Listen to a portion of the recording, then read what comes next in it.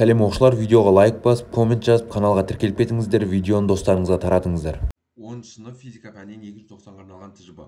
Егер аргон газының температурасы 27 градус Цельсий болса, онда оның атомның орташа кинетикалық энергиясын анықтаңыз дейді.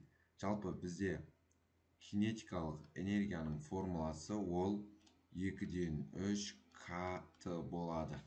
Енді бізде 2-ден 3 К дегеніміз Болцман тұрақтысы 1/38 10-ның минус 23 көбейтілген температура бізде 300 Кельвин. Енді осыны есептейміз.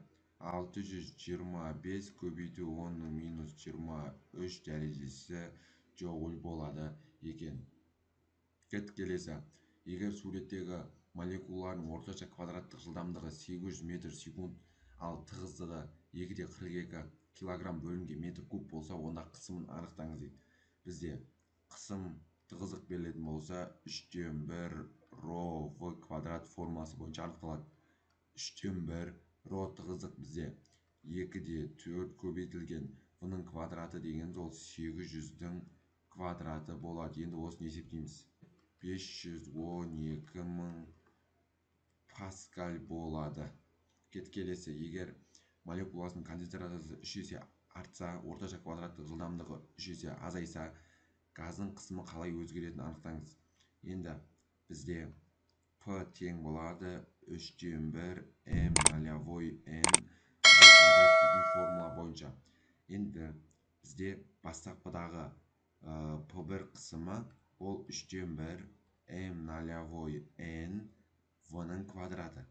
Ал енді П екінші жағдайдағы қысымы бізде 3/1 m0, ал концентрациямыз бізде екінші жағдайда 3 есе артқан 3n көбейтілген жылдамдық 3 есе кемеген, сонда в квадрат бөлінген 9 болады.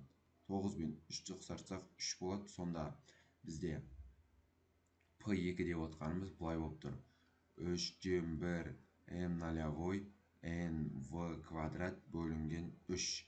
Мынау 3/1 m0 n в квадрат дегеніміз ол көріп тұрсыздар П1-ге тең. Сонда П1 бөлінген 3.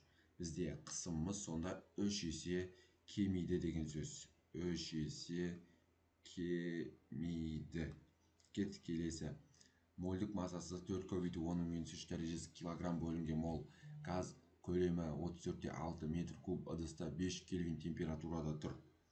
Газ тұрған ыдыс қабырғасына 150 килопаскаль қысым түсіреді. Газдың массасын анықтаңыз дейді. Енді бұл жерде біз Менделеев Клапейрон теңдеуін қолданамыз. ПВ тең болады М бөлінген М РТ. Осы жерден массаны табатын болсақ, ол бізде ПВ мю РТ болады.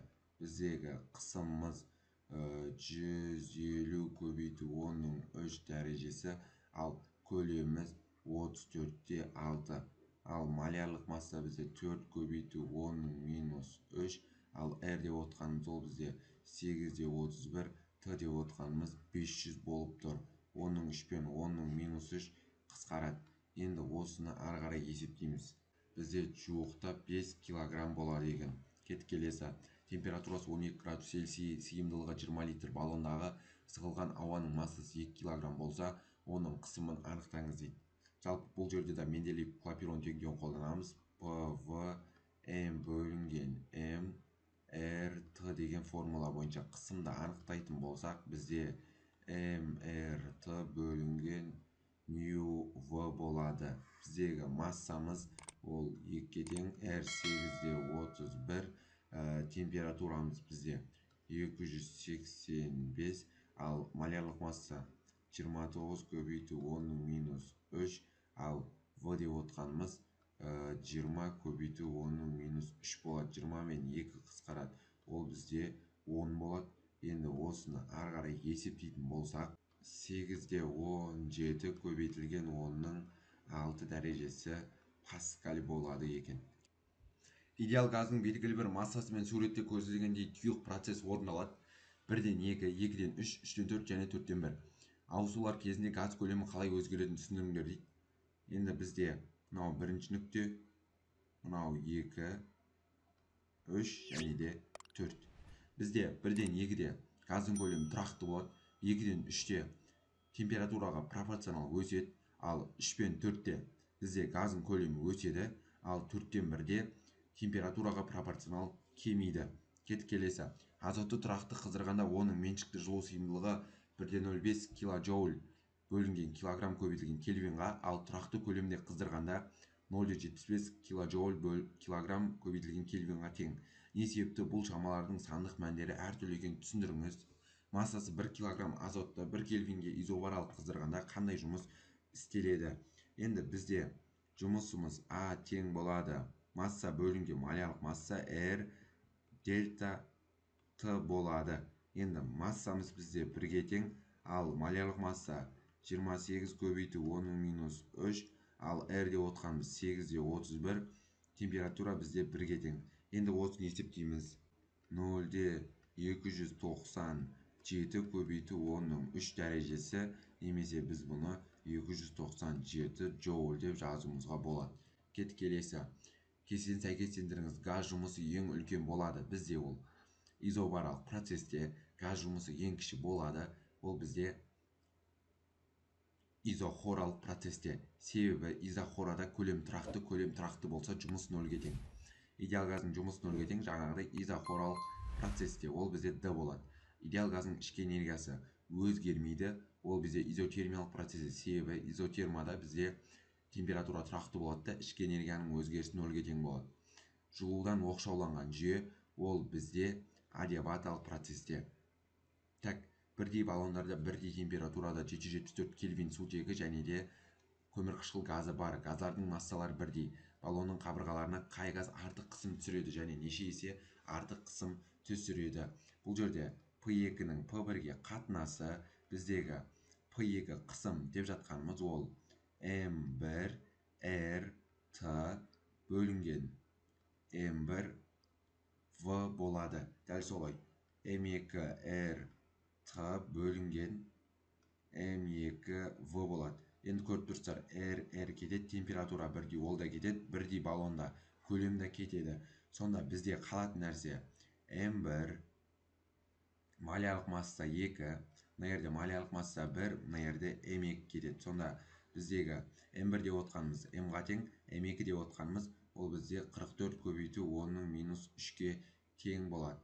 Ал біздегі M1 деп отқанымыз ол 2 көбейту 10-3, M2 деп отқанымыз M болып тұр. 10-3 пен 10-3 қысқарады, масса мен масса кетеді. Енді бізде ары қарай 44-ті 2-ке бөлсек ол 22 болады. Сонда P2-ның тең болады 22 P1-ге. Бұл деген сөз екінші жағдайдағы қысым, яғни екінші газ 22 есе артық қысым түсіреді деген сөз. Міне, екінші газ 22 есе артық қысым түсіреді.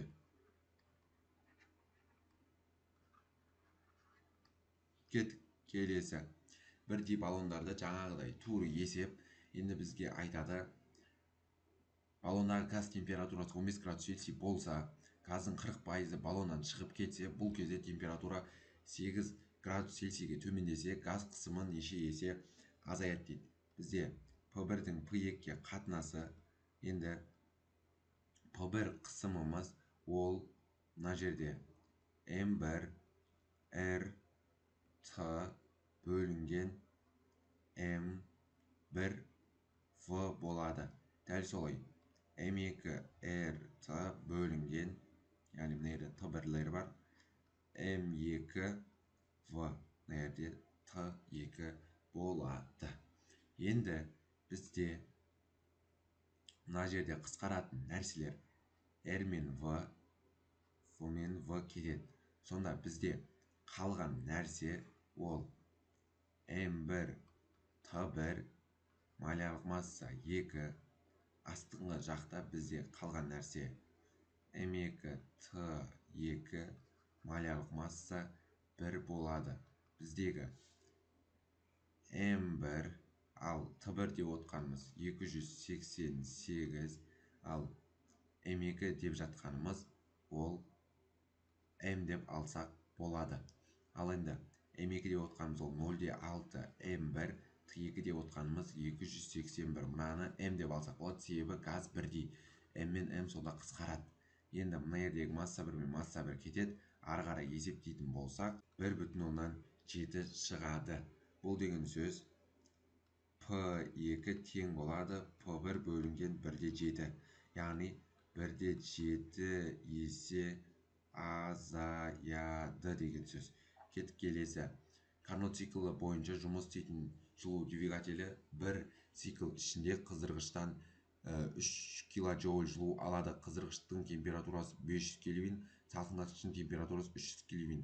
Бір цикл ішіндегі жасалынған жұмысты анықтаңыз дейді. Ең бірінші, бір цикл ішінде салқындатқышқа берілетін жылу мөлшерін Q-ды анықтаңыз. Ең бірінші біз пәкті тауып алуымыз қажет. Пәк дегеніміз ол мынадай: Т1 минус Т2 бөлінген Т1 көбейтілген 100%.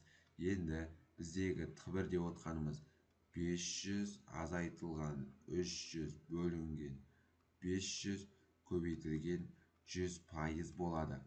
500-ден 300-ді азайтатын болсақ, ол 200, 200-ді 100-ге көбейтем, оны кейін 500-ге бөлемін. 40% болады. Ал енді бізде пәктің екінші формасын пайдаланып жұмысты табамын.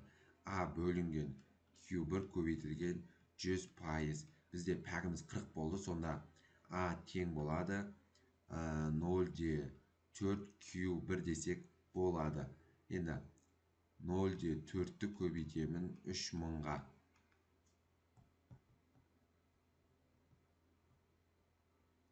Ол менде 1200 джоуль болады екен газдың жұмысы.